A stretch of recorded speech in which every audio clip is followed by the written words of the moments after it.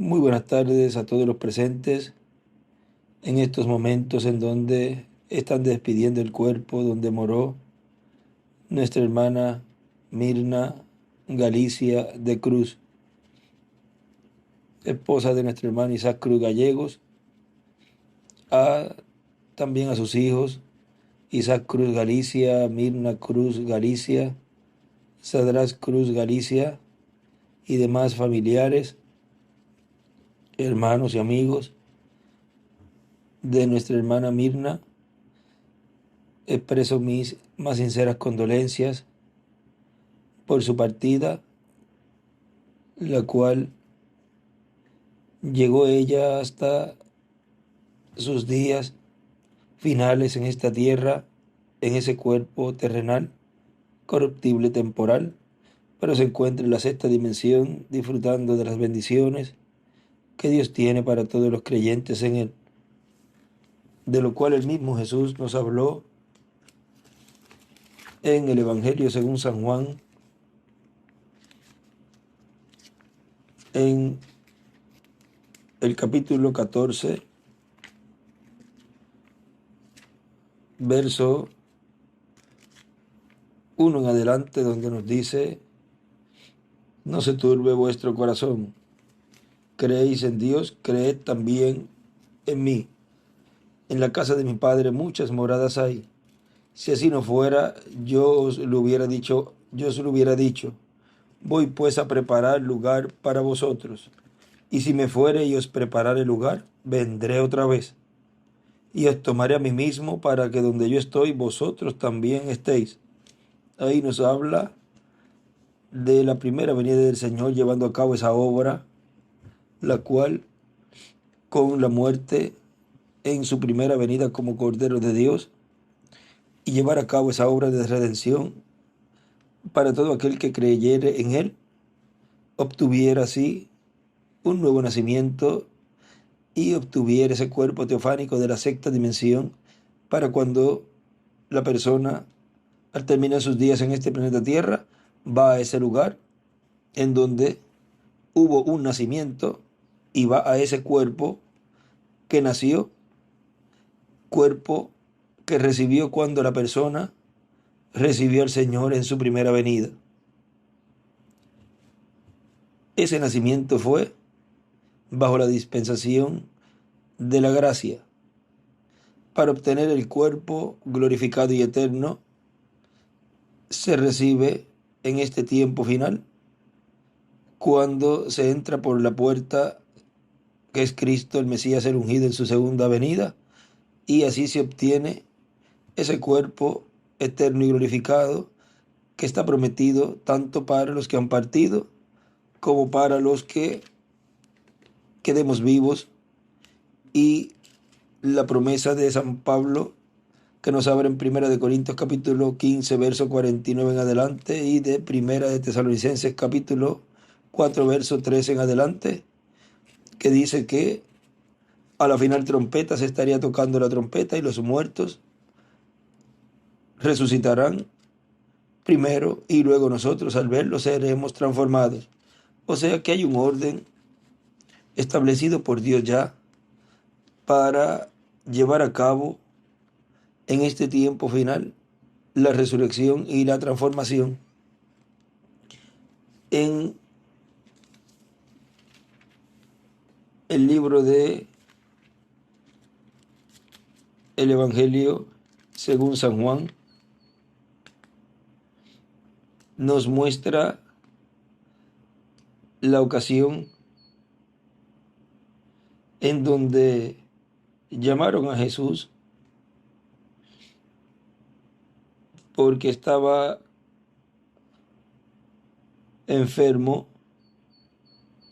Lázaro era amigo de Jesús, una familia que era amigos íntimos de Jesús, y en esa ocasión, ¿a quién mejor que al mismo Señor llamarlo para que restaurara la salud de Lázaro. Ahora miren ustedes, cuando se llega el tiempo para que la gloria de Dios se manifieste en una persona, aunque esté la vida allí, en este caso Jesús, o sea Dios, el Verbo allí, el dador de la vida, no puede irse por encima del programa que ya Dios tiene para cada persona. O sea, podemos decir, Dios es bien estricto con la historia de cada persona que ya está destinada desde antes de la fundación del mundo, y ni siquiera Él puede invalidar, cambiar esa historia. Miren, por eso es que Dios se molestó tanto con Moisés. Moisés no podía herir la roca por segunda vez.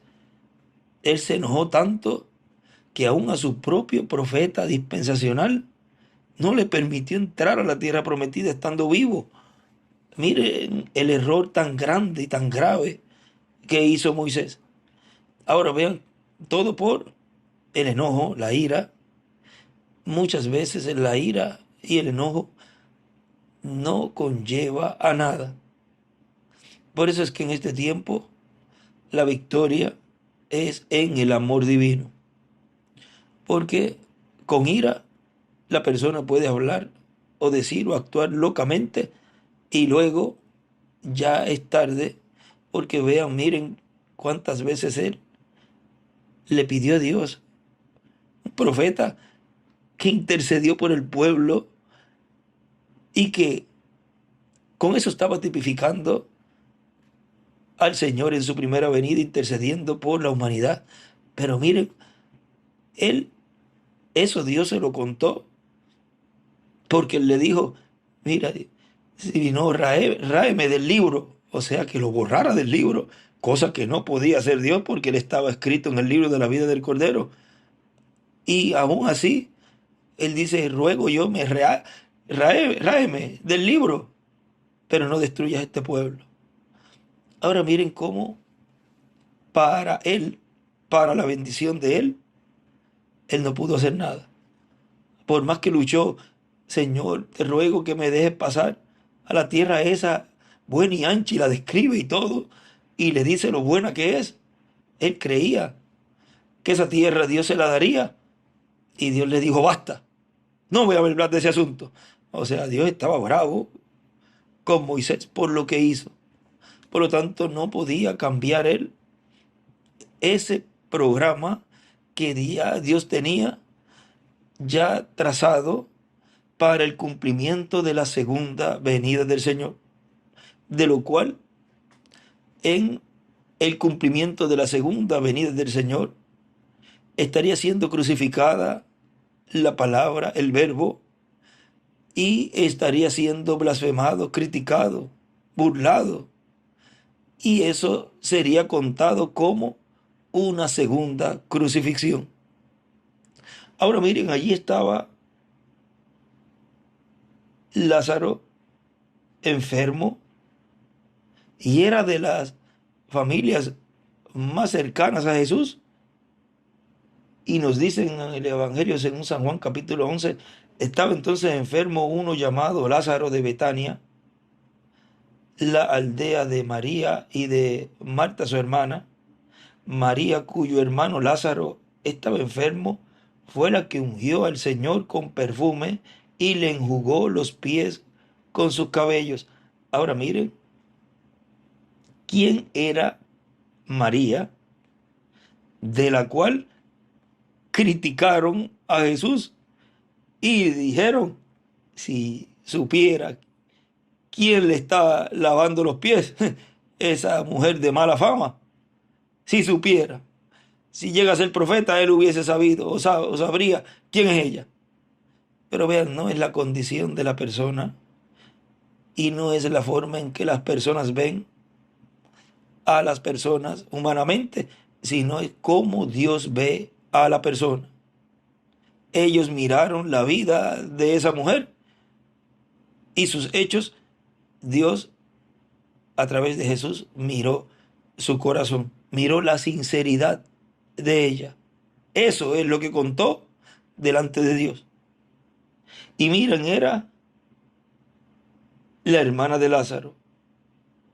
Eran bien amigos porque más adelante vemos exigiéndole a Jesús que si él llega a estar allí, no hubiese muerto Lázaro, su hermano. Ahora mire, sigue diciendo, enviaron pues las hermanas para decirle a Jesús, Señor, he aquí al que amas está enfermo. Si él amó a María, su hermana, la que le estaba enjugando los pies, también amaba a sus hermanos, amaba a Lázaro, amaba a Marta. Por consiguiente, era un hogar amado de Jesús, sin importar lo que esa familia era para los fariseos y saduceos y el sumo pontífice. Aunque era una familia quizás despreciable, para Dios era la familia amada de su Hijo Jesús. Y uno prefiere ser amado por Dios, el Eterno, el Creador de los cielos y de la tierra, que ser odiado por los hombres o ser visto de otra manera por los hombres terrenalmente y ser amado por Dios.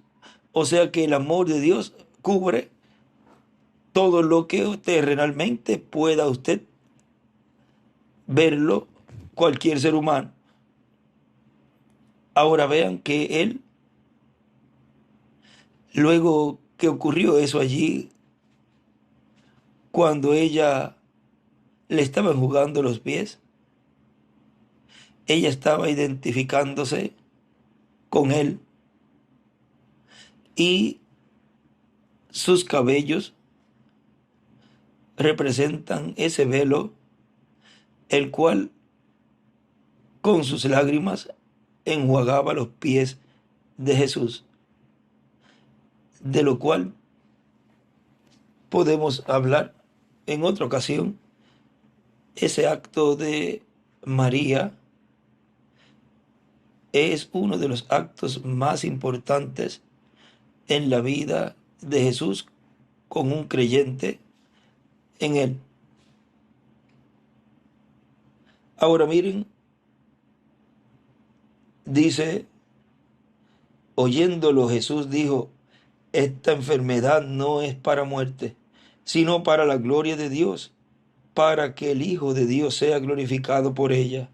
Ven que todo obra para bien, aunque aparentemente para la familia era una situación difícil. De seguro era el hombre que traía a su hogar el sustento. No habla la escritura que había otra forma de ingreso en cuanto a las cosas pues de ellas, pues eso es privado de ellas, porque allí rápido la señalaron como una persona que no era de buena fama, pero ¿qué le importaba a ellos la vida de ella?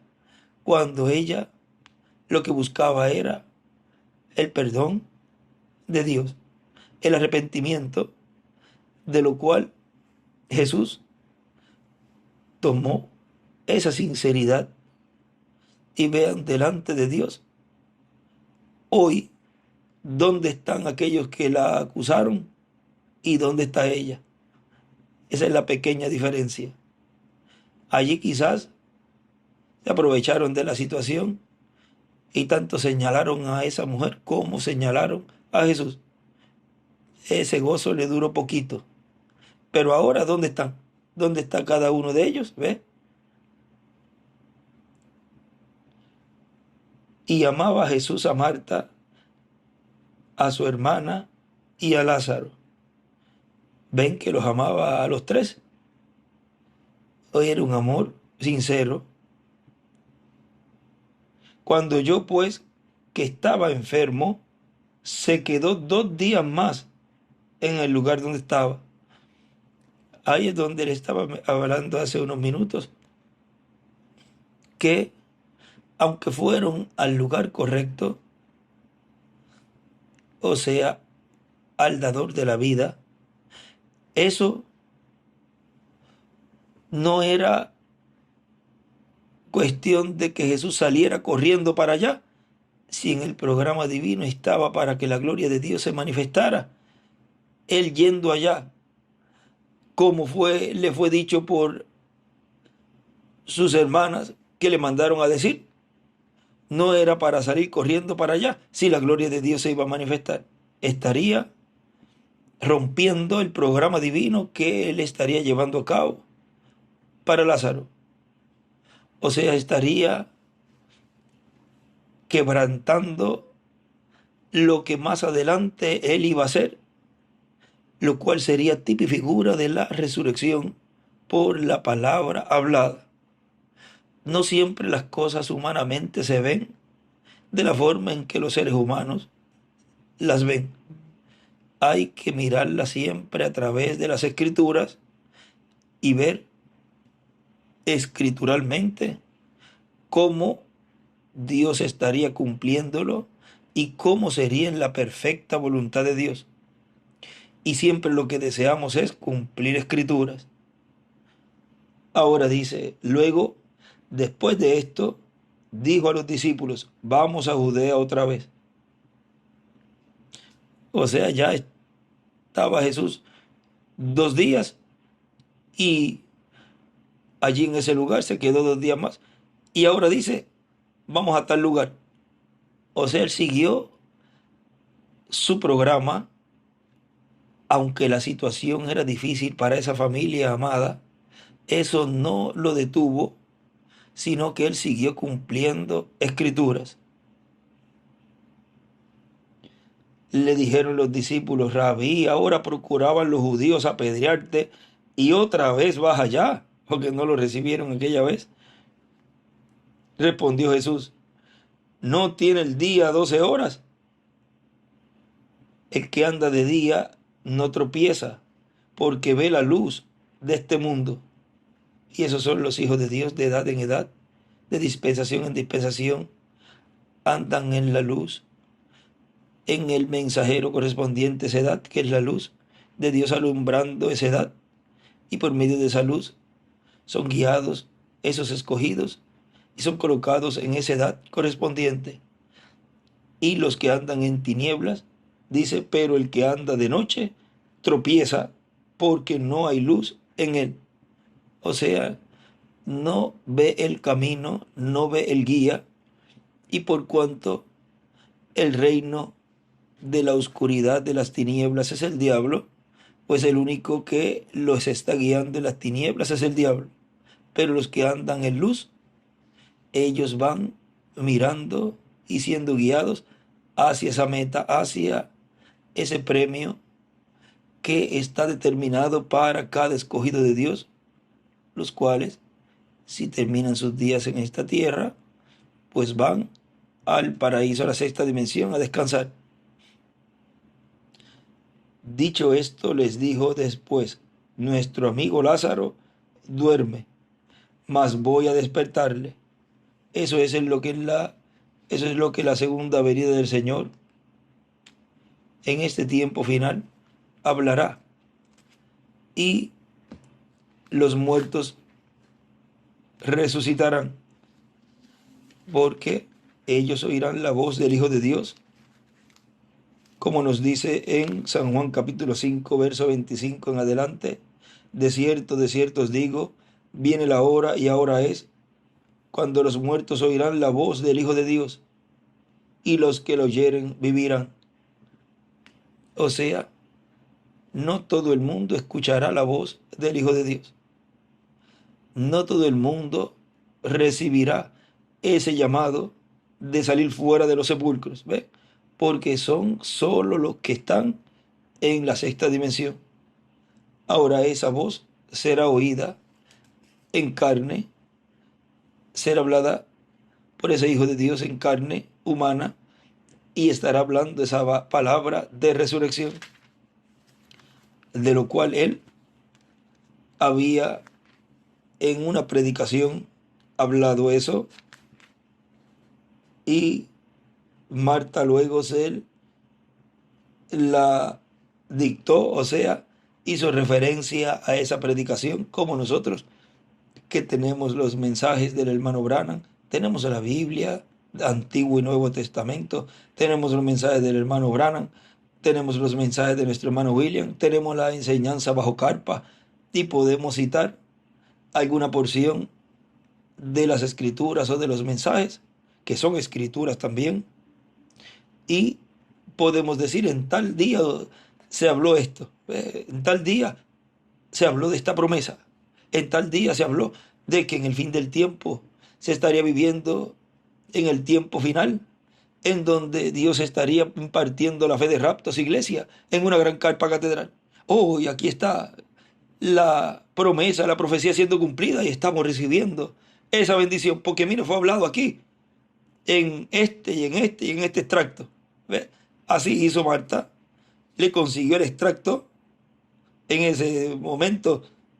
No sabemos si ellos tenían alguna forma de anotar o tenían mejor memoria que ahora, porque entre tanto trabajo y tantas cosas, quizás la mente, como nos decía nuestro hermano William en un escrito, que la libreta viene a ser como una extensión de la mente, donde para que no se nos olvide anotamos, lo escribimos, o en nuestro celular, o en nuestra tablet, todo moderno tenemos ahora, pero vean, quizás en los adelantos hacen también que se llene de tanta información el cerebro que muchas veces decimos, ay, se me olvidó tal cosa, no lo apunté, ¿ves? En ese tiempo de seguro, pues tenían un poquito menos de ajetreo que ahora y allí Marta le recordó eso, tenía buena memoria, porque miren lo que Jesús dijo que luego se lo leyó o se lo dijo de la mente o como haya sido en ese tiempo. Él dijo en el Evangelio según San Juan en el capítulo 6, en el verso 39, dice, y esta es la voluntad del Padre, el que me envió, que de todo lo que me diere no pierda yo nada, sino que lo resucite en el día postrero. Y esta es la voluntad del que me ha enviado, que todo aquel que ve al Hijo y cree en Él, ese requería creer en Él, Hijo de Dios, tenga vida eterna, y yo le resucitaré en el día postrero. Es una promesa que ya Él había hablado en ese mensaje, lo cual más adelantito vuelve a repetirlo. Miren en el verso 54, vuelve a decir, el que come mi carne y bebe mi sangre tiene vida eterna, y yo le resucitaré en el día postrero. O sea, una confirmación más de ese evento que se estaría llevando a cabo, que luego el Espíritu Santo por boca del apóstol Pablo lo habló más claramente y nos dio más luz de lo que sería la resurrección. Ahora ven aquí, en esta ocasión, en donde murió Lázaro, allí, en el verso 12, sigo leyendo, dijeron entonces sus discípulos, Señor, si duerme, sanará. Ellos pensaban que estaba durmiendo de un sueño humano acá. Jesús se refería a que había muerto. Ahora se lo aclara más adelante, porque los santos, los hijos de Dios, los escogidos de Dios, no mueren, o sea, no terminan sus días eternamente cuando terminan aquí en la tierra, sino que duerme la persona. Pero para entender mejor en términos humanos, pues se dice murió, que es lo que él le dijo aquí, porque dice, pero Jesús decía esto de la muerte de Lázaro, y ellos pensaron que hablaba del reposar del sueño. Entonces Jesús les dijo claramente, ¿ve? De ahí vamos a decir, ya no le habló entre líneas. Entonces Jesús les dijo claramente, Lázaro ha muerto, y me alegro por vosotros de no haber estado allí, para que creáis, más vamos a él. Ahora vean cómo llegaba el momento para él ir, para que la gloria de Dios se manifestara. No era cuando lo mandaron a buscar. Ahora ven ustedes que esa ocasión que lo mandan a buscar, quizás humanamente diríamos, pues si hubiese ido antes, Lázaro se hubiera recuperado. Pero ¿de qué le valía recuperarse a Lázaro y no ser una persona que ahora en las Sagradas Escrituras aparece como el que resucitó, tipo y figura de la resurrección en este tiempo final? ¿Qué ocurriría a todos los creyentes que han partido de las edades y de nuestro tiempo? Porque más adelante iba a morir. Ahora sabemos que Lázaro, cuando resucitó, luego murió, y es uno de los que pertenece a la resurrección de el día postrero, porque si Lázaro no llega a resucitar allí, hubiese resucitado con los santos del Antiguo Testamento, iba a pertenecer a los santos del Antiguo Testamento. Pero por cuanto Lázaro resucitó, viene a ser parte, porque luego murió, viene a ser parte de la resurrección que ocurrirá en este tiempo final. Ahora dice, verso 16, dijo entonces Tomás, llamado Dídimo, a sus condiscípulos, vamos también nosotros para que muramos con él. Recuerden que Tomás es uno de los que no creyó que Jesús había resucitado. Por eso decimos, oye, tú eres como un Tomasito, que si no ves no crees.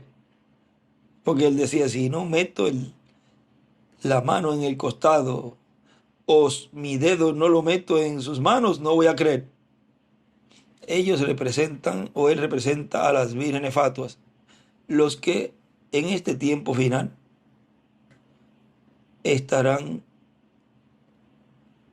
en esa posición del grupo que hasta que no vean la manifestación en la tercera etapa de los grandes milagros y maravillas, no van a creer. Y eso incluye de los del mensaje que se han ido, y también incluye los de las denominaciones. Unos son representados en los tomasitos, otros pertenecientes a las mismas vírgenes fatuas, otros no tuvieron la oportunidad de recibir el mensaje o fueron engañados por los falsos profetas, falsos ungidos. Pero que llegará el tiempo en donde a la tercera etapa estar en esa manifestación de los milagros y maravillas, ahí sí van a decir, oye, pero en verdad era. Ahí podrán decir como Tomás, Señor, ahora sí creo. Vamos a ver si conseguimos esa parte de Tomás, en donde ahí él le censuró esa incredulidad. Eso está en San Juan capítulo 20,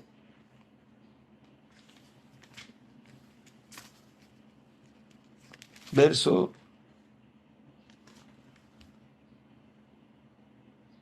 24. Miren, dice, pero Tomás, uno de los 12, llamado Dídimo, no estaba con ellos cuando Jesús vino. Le dijeron pues los otros discípulos, al Señor hemos visto.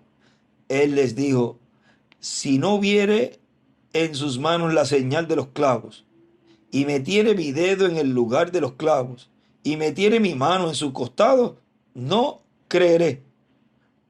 Lo mismo que en este tiempo, vean, muchos han dicho, hasta que yo no vea esos milagros, ¿por qué no ha ocurrido la resurrección? ¿Por qué no ha hecho milagros? ¿Por qué no ha hecho esto? ¿Por qué no ha hecho lo otro? Cuando yo vea eso, yo voy a creer. Pues tiene que esperar, sentarse en una esquinita, esperar, porque estamos en la etapa de la enseñanza de la fe de rapto, la cual fue hablado que en esa visión que le fue mostrada al reverendo William Branham había predicación. Pues tenemos que pasar por esas etapas primero, no podemos desesperarnos y esperar a que se cumplan todas las fases de la tercera etapa para entonces al final ver la vindicación, que son los milagros. Ya para el que espere hace tiempo, se le va a hacer tarde o se le haría tarde o se le va a hacer tarde prepararse para fe de rapto. Ya más bien ahí lo que estará recibiendo son fuerzas para pasar por la gran tribulación. Y recuerden que cada grupo, cada persona, cada individuo es necesario, como lo hemos leído en estos últimos estudios. Todo grupo, todo individuo es necesario, aún los malos.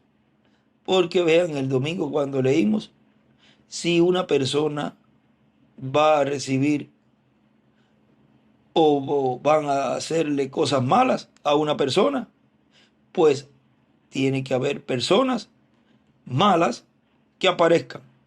Si esa persona va a recibir cosas buenas, pues tiene que aparecer cosas buenas para que esa persona reciba cosas buenas. O sea que todo tiene un propósito en el programa divino. Y lo que nos corresponde a nosotros en este tiempo, en esa enseñanza bajo carpa que estamos recibiendo, es lo que en San Mateo capítulo 13 nos muestra de esa separación, esa segregación, lo cual le da un conocimiento amplio a los hijos de Dios, los escogidos de Dios, y pueden así identificar a esos grupos, lo cual en las edades y aún en el tiempo de la brecha no se podía identificar. Estaban todos juntos, todos se veían como trigo, pero él decía, en todo lo que yo he hablado, en un mensaje, todo esto que yo he hablado ha caído en toda esa clase de tierra. Ahora identifíquese usted, dice los que me escuchan, identifíquese usted en qué tierra está, porque esto que yo he hablado ha caído en una de esas tierras que fue sembrada esa palabra. O sea que había el grupo mezclado en ese tiempo todavía. Pero fue prometido que en el fin del tiempo Dios enviaría a sus ángeles segadores para llevar a cabo la separación, la segregación. Y ahí se estaría mostrando ya abiertamente y con las actitudes de qué grupo y a qué grupo pertenecía cada persona. O sea, más claramente, porque estamos en la edad eterna, la edad de la piedra angular y dispensación del reino, en donde está el sol de justicia, en donde la justicia divina está en medio de su iglesia y del mundo entero, en favor tanto del Israel celestial como del Israel terrenal también. Ahora, él aquí le dice 8, o sea, dice él, que hasta que no meta su dedo en el lugar de los clavos o mete su mano en el costado, no iba a creer. Dice, 8 días después estaban otra vez sus discípulos dentro y con ellos Tomás. Llegó Jesús, estando las puertas cerradas, porque ese cuerpo no tiene limitaciones, y se puso en medio y les dijo, paz a vosotros. Luego dijo a Tomás, ahí se fue directo a Tomás. Y recuerden que la tercera etapa es para la iglesia novia, para las vírgenes fatuas y es para los perdidos. Y aquí está Jesús dirigiéndose a las fatuas. Si en la tercera etapa de Jesús tuvo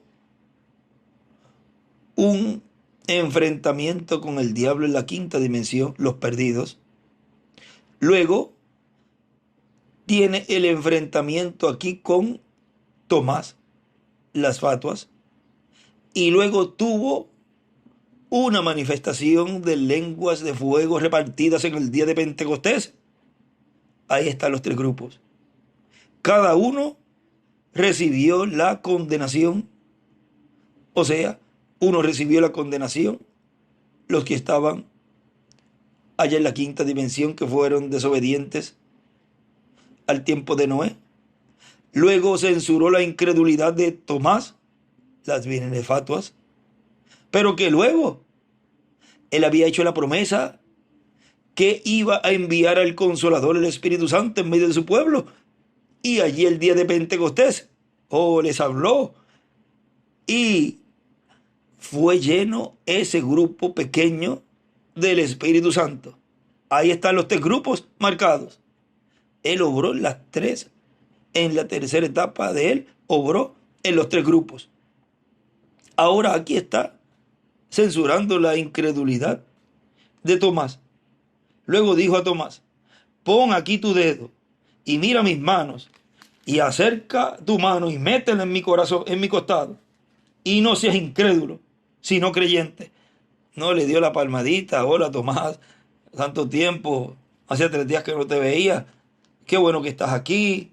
No, él le censuró su incredulidad. Entonces Tomás respondió y le dijo: Señor mío y Dios mío. Jesús le dijo: porque me has visto, Tomás, creíste. Bienaventurados los que no vieron y creyeron. Llegará el momento en que lo que el hermano Branham habló en almas encarceladas, que en la tercera etapa tendrán que reconocerlo.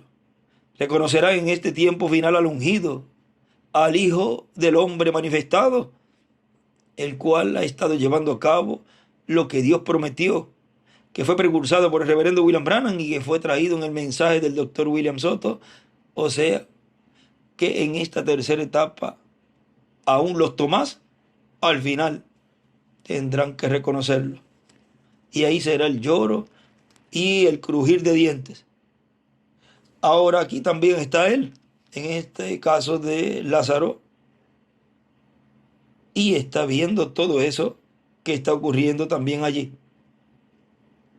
Vino pues, verso 17 del capítulo 11, vino pues Jesús y halló que hacía ya 4 días que Lázaro estaba en el sepulcro. 4 días, o sea que cuando le avisaron a Jesús, todavía no había muerto. Se quedó 2 días más allí, más 2 días más, porque él dice que había dicho que quería ir a Judea, y ya que cuando llega a donde está Lázaro, ya pasó 4. Recuerden que el cuarto día y el 4 dice el hermano Branham que es liberación. Y esa es la cuarta etapa de la restauración del árbol novia, lo cual comenzó esa restauración en Lutero, luego justificación, luego Wesley, santificación, luego el reverendo William Branham en la séptima edad y parte de la brecha, bautismo del Espíritu Santo, y luego en la cuarta, que es la restauración completa de ese árbol novia, en donde ahí aparece el Hijo del Hombre con sus ángeles. Ya es en la cuarta vigilia, que es de 6 a 9 de la mañana, la cual se está cumpliendo en este tiempo final, que son los primeros 125 años de este séptimo milenio. Y una hora equivale a 41 años con 8 meses. Por consiguiente, en la primera hora debe llevarse a cabo la resurrección y la transformación. Ahora tenemos que ver si es el tiempo en donde Dios va a estar restaurando el trono de David. Y David reinó 70 años. Todo eso Dios nos estaría mostrando en este tiempo, en donde la media hora de silencio tiene que ver con esa primera hora de este séptimo milenio. Ahora debe ser en la hora de estos primeros 125 años, de estas primeras 3 horas delante de Dios. Tenemos que verlo a la luz de las promesas y las profecías, y que fue dicho que en una gran carpa catedral Dios iba a culminar su programa en medio de la raza humana, que eso sería lo final. Por lo tanto, tenemos que ver la carpa, tenemos que ver que hay ahí un ministerio llevando a cabo una obra, tenemos que ver cómo está el mundo, tenemos que ver todo lo que está ocurriendo en el campo espiritual, porque vean esa lucha que uno ve en Israel-Irán, el Israel terrenal, con esa nación. Vean que en lo espiritual, el Israel celestial también se ve una lucha, una batalla que ha venido tomando cada vez más y más impulso, porque fue hablado de una apertura, pero ay de aquel por el cual esa apertura venga. Ahora, todo lo que está ocurriendo en el campo espiritual viene a manifestarse en este planeta Tierra. Y como escogido de Dios, ya a esta altura, podemos decir en dichos acá, a estas alturas del juego, pero tenemos que decir a estas alturas del programa divino, ya somos bastante maduros en ver y reconocer todo lo que está sucediendo y el por qué está sucediendo todo, lo cual todo obra para bien. Y aunque aparenta ser que es algo que para Israel, el Israel terrenal allí, es algo que es terrible, pero vean, todo eso va a tornarse para bien, todo va a obrar para bien. Dios no abandonará a Israel, aunque sabemos que pasará por momentos muy difíciles todavía, porque hay profecías que se van a estar cumpliendo y que aún así, al final, Dios ha establecido desde antes de la fundación del mundo que Israel, como nación, como territorio, y Jerusalén, como capital, seguirá siendo no tan solo la capital de Israel, sino que vendrá a ser la capital del mundo. Ahora, ¿todo obrará para bien o no obrará para bien para el Israel terrenal? Claro que sí. Ya sabemos lo que le espera y la bendición tan grande que le espera a Israel, al Israel terrenal. Ahora, si para el Israel terrenal es así, porque vemos promesas que hay en las Sagradas Escrituras prometidas para Israel, ¿cuánto más para el Israel celestial? Por lo tanto, todo lo que al Israel celestial le ocurra y le esté pasando y le seguirá pasando hasta la transformación, todo obrará para bien. Sigan mirando la meta, sigan mirando ese blanco y sigan preparándose, escuchando la predicación, el mensaje, la enseñanza de los truenos, siendo pronunciado, siendo hablado, como fue prometido en los mensajes del reverendo William Branham, que fue lo que él precursó. Él no precursó otra cosa sino esto que está ocurriendo. Ahora él sigue diciendo en el verso 18 del capítulo 11 de San Juan: Betania estaba cerca de Jerusalén, como a 15 estadios, y muchos de los judíos habían venido a Marta y a María para para consolarlas por su hermano. Entonces Marta, cuando oyó que Jesús venía, salió a encontrarle, pero María se quedó en casa. Y Marta dijo a Jesús: Señor, si hubieses estado aquí, mi hermano no habría muerto. Ahí empieza a reclamarle un poquito, o sea, la confianza que le tenía a Jesús era una confianza de amistad, de amigos íntimos, ellos. Mas también sé ahora que todo lo que pidas a Dios, Dios te lo dará. De seguro Marta había visto todas las obras que Jesús había hecho y sabía que la ocasión hacía 4 días que había enviado por Jesús. Ella sabía, si Jesús viene para acá antes que le llegue el momento de morir a Lázaro, yo sé que al venir él lo va a sanar, lo va a restaurar. Pero no era lo que ella quería, ni María, sino era lo que Dios ya tenía en su programa. Nosotros podemos pedir, desear, anhelar cosas, y Dios conoce nuestro corazón y nuestra intención, y Dios, como quiera, va a cumplir lo que ya tiene en su programa para usted. Ahora lo que corresponde a usted siempre, siempre es clamar, pedir. Pedid y se os dará, porque todo lo que Él vaya a llevar a cabo va a ser siempre lo mejor para usted. Ahora no haga cosas que entonces después esté pidiendo, acá dice pidiendo cacao,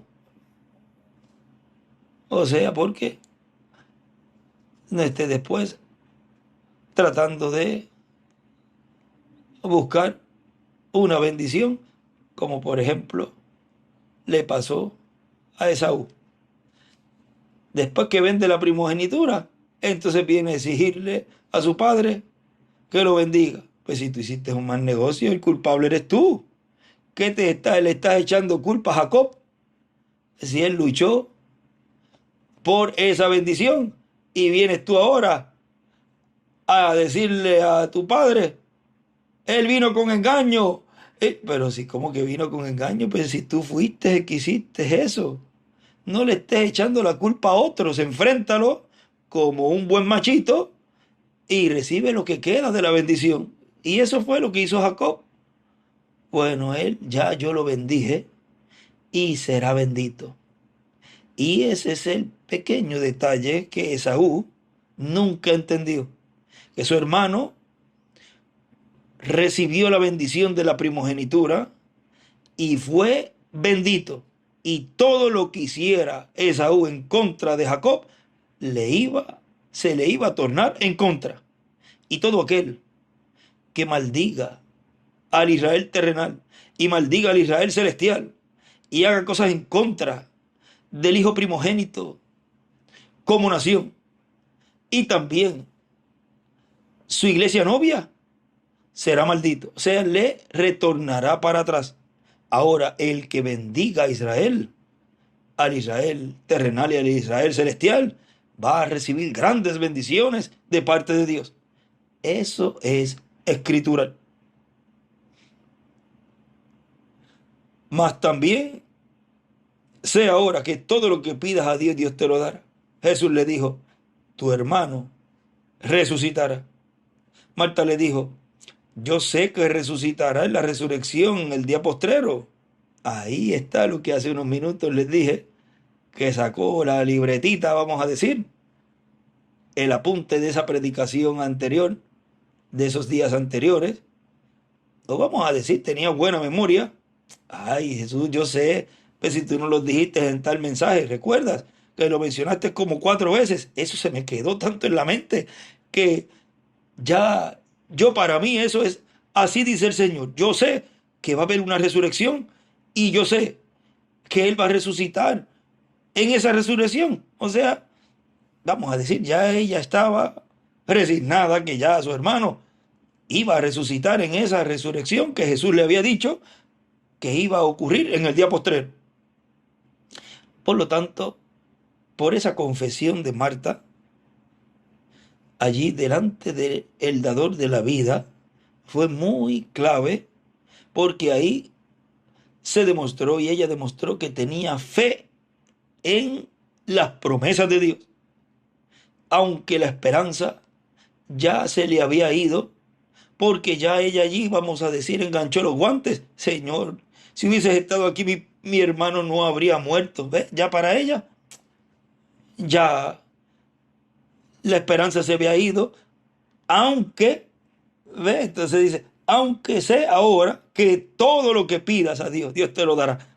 Oh, esa es una fe que verdaderamente es digna de admirar, porque ya al ver allí a su hermano muerto, pero también ver allí la vida, ella sabía que si ese hombre hablaba la palabra, su hermano iba a resucitar.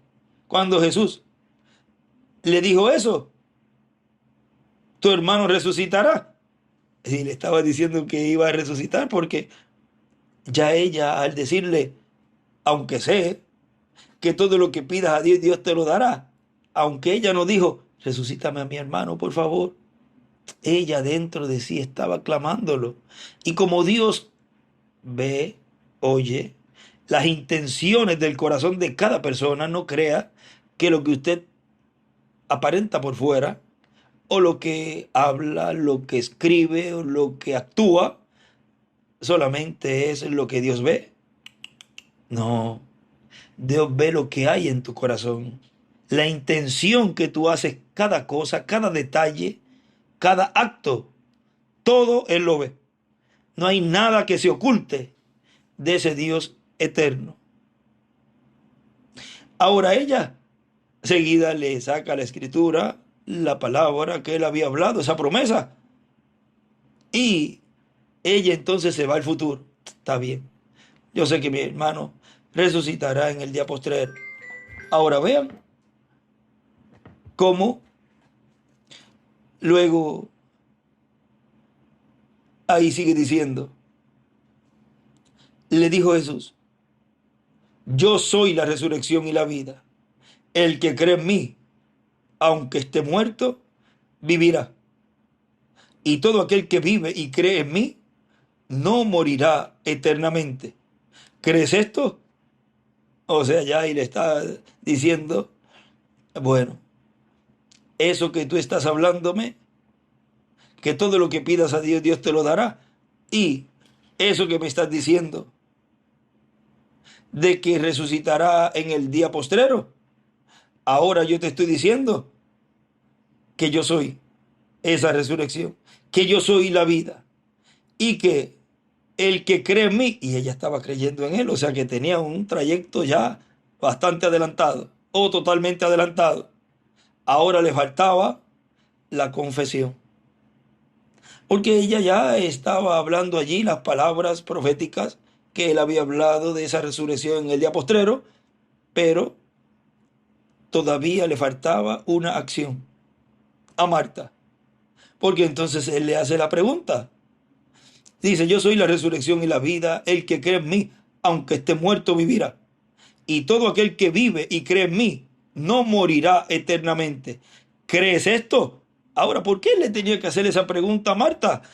Allí él necesitaba que ella hiciera esa confesión de fe en Jesús, en que él era capaz de esa promesa que él había dicho, que en el día postrero iba a resucitar a los creyentes en él, que él también podía hacerlo en ese día, en ese momento. Y ella le dijo, sí, Señor, yo he creído que tú eres el Cristo, el Hijo del Dios que has venido al mundo. Habiendo dicho esto, ¿ve? Tenía ella que hablar la palabra. Miren lo importante que es hablar la palabra. Y que sea la palabra correcta. Colocar esa palabra correcta que el reverendo William Branham en la página 254 de los sellos, cuando él dijo, cuando ese grupo de escogidos pueda colocar la palabra bien, ¿ve? O sea, no es tan solo tomar la palabra, leerla y decirla y hablarla. No, hay que saber colocar esa espada bien, colocar la palabra primero en el alma, en el corazón, en el lugar santísimo de cada uno de sus hijos, de cada uno de nosotros, para poder esa palabra ser hablada, colocándola en la posición correcta, para que haga aquello para lo cual esa palabra es hablada. Así le pasó a Moisés, colocó la palabra en mal lugar, usó la espada en una forma que no tenía que usarla y causó que no entrara. Pero ven ustedes, aún así dio agua, porque cualquiera podrá decir, miren, hablé esto y funcionó. Pero si no estaba en la perfecta voluntad de Dios, va a traer eso consecuencias. No crea que porque salga algo, por haber hecho algo usted, con un temperamento, con su temperamento, o haciendo algo que perjudica a los demás, eso, aunque ocurra algo, usted va a decir, mira, me salió. Pero recuerde que va a traer consecuencias si no hace las cosas conforme a la perfecta voluntad de Dios. La palabra hay que saber usarla y saber colocarla en el lugar correcto. Si no, trae y traerá graves consecuencias. Habiendo dicho esto, fue y llamó a María, su hermana, diciéndole en secreto, el maestro está aquí y te llama. Ella, cuando lo oyó, se levantó deprisa y vino a él. Jesús todavía no había entrado en la aldea, sino que estaba en el lugar donde Marta le había encontrado. Entonces los judíos que estaban en casa con ella y la consolaban, cuando vieron que María se había levantado deprisa y había salido, la siguieron, diciendo, va al sepulcro a llorar allí. María, cuando llegó a donde estaba Jesús, al verle, se postró a sus pies, diciéndole, Señor, si hubieses estado aquí, no habría muerto mi hermano. Él le dice lo mismo que le había dicho Marta. Jesús entonces, al verla llorando, no era la primera vez que había visto a María llorar. Por consiguiente, ella, en la primera vez y en esta ocasión, lloró sinceramente. No eran, como decimos acá, lágrimas de cocodrilo. No, eran lágrimas de sinceridad. Dios aún ve si las lágrimas son de verdad o son para tratar de aparentar cosas que no son. Hasta eso quedará y queda abierto ante los ojos de Dios. No crea que porque alguien llora, está llorando sinceramente. Ahora, dice Jesús entonces al verla llorando, y a los judíos que la acompañaban también llorando, se estremeció en espíritu y se conmovió. Y dijo, ¿dónde le pusisteis? Le dijeron, Señor, ven y ve. Jesús lloró. Ahora miren cómo también Jesús tenía sentimientos. Él era un hombre que padecía como nosotros. Ahí estaba Jesús como hombre. Pero cuando Él creó los panes y los peces, cuando Él le dio vista a aquel ciego, cuando Él sanó a aquel paralítico, cuando Él le dijo a aquella mujer de mala fama en el pozo su vida, ese era Dios. Ese era Dios en Jesús.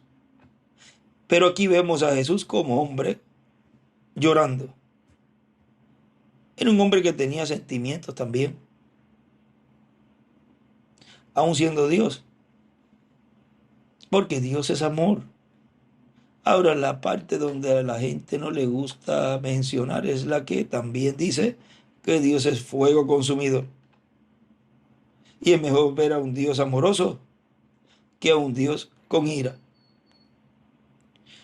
Ahora dijeron entonces los judíos: mirad cómo le amaba. Y algunos de ellos dijeron: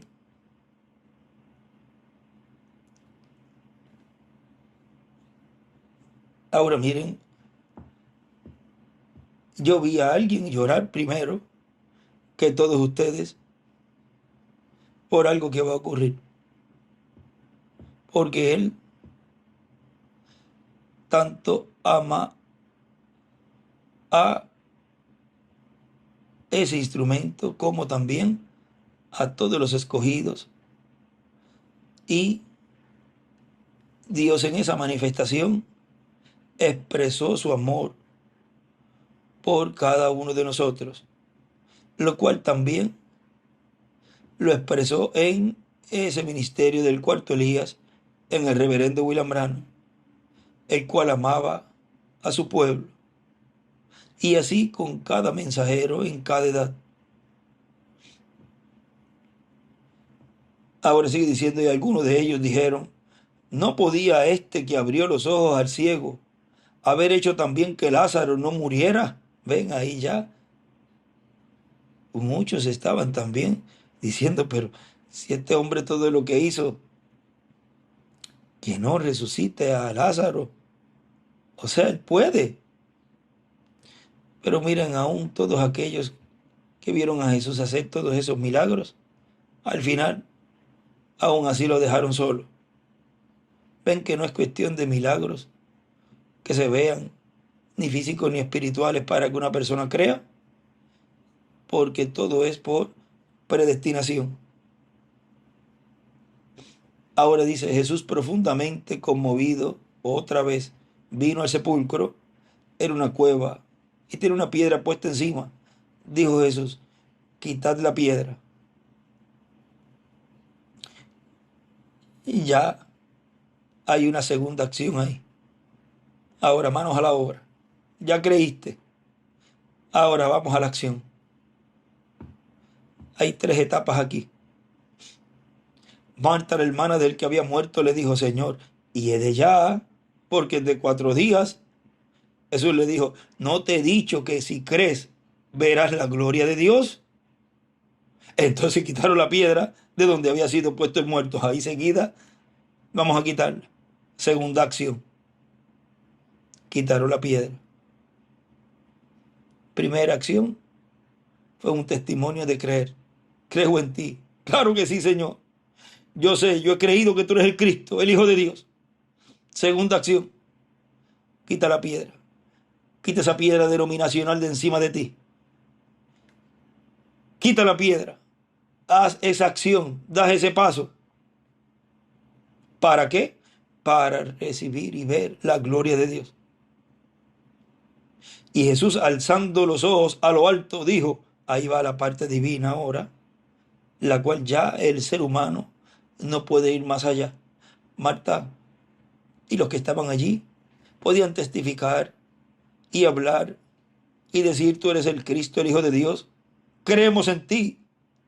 Luego podían todos ir a la cueva, mover la piedra, sacarla del medio. ¿Y ahora qué hacemos? Hasta aquí no podemos hacer más nada. Ves que siempre uno tiene que llegar al límite como humano, hacer todo lo que esté a nuestro alcance, llegar hasta las últimas consecuencias. Ahora, Señor, ya no puedo ir más nada, ya no puedo moverme. Ahora eres tú, Señor, muévete a la escena. ¿Ves? Y ahí entonces se mueve la escena. Ya entra esa parte de la desesperación. Y como señal, ya la había pronunciado ella, ya había actuado ella, y ahora faltaba desesperar. Ok, ya ahora ¿qué hacemos? Oh, ahora se mueve el Hijo de Dios. Y Jesús, alzando los ojos a lo alto, dijo: Padre, gracias te doy por haberme oído. Yo sabía que siempre me oyes, pero lo dije por causa de la multitud que está alrededor, para que crean que tú me has enviado. Y habiendo dicho esto, clamó a gran voz: Lázaro, ven fuera. O sea, ya ahí le tocó a Jesús.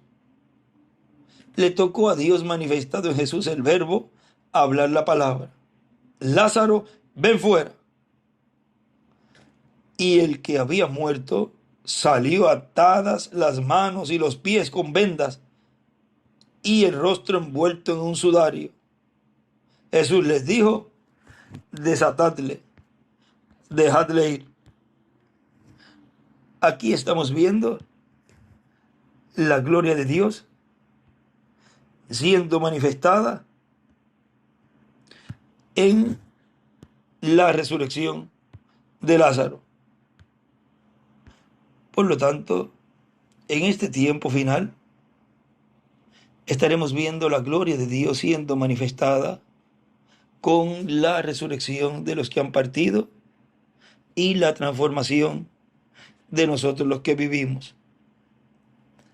Estemos con nuestros ojos espirituales bien abiertos, porque pronto esa promesa se hará una realidad, de lo cual el apóstol Pablo en Primera de Tesalonicenses capítulo 4, verso 3 en adelante, donde nos dice: tampoco queremos, hermanos, que ignoréis acerca de los que duermen, para que no os entristezcáis como los otros que no tienen esperanza. Porque si creemos que Jesús murió y resucitó, así también traerá Dios con Jesús a los que durmieron en él. Por lo cual os decimos esto en palabras del Señor, que nosotros que vivimos, que habremos quedado hasta la venida del Señor, no precederemos a los que durmieron, porque el Señor mismo, con voz de mando, con voz de arcángel y con trompeta de Dios, descenderá del cielo, y los muertos en Cristo resucitarán primero. Luego nosotros los que vivimos, los que hayamos quedado, seremos arrebatados juntamente con ellos en las nubes para recibir al Señor en el aire, y así estaremos siempre con el Señor. Por tanto, alentaos los unos a los otros con estas palabras.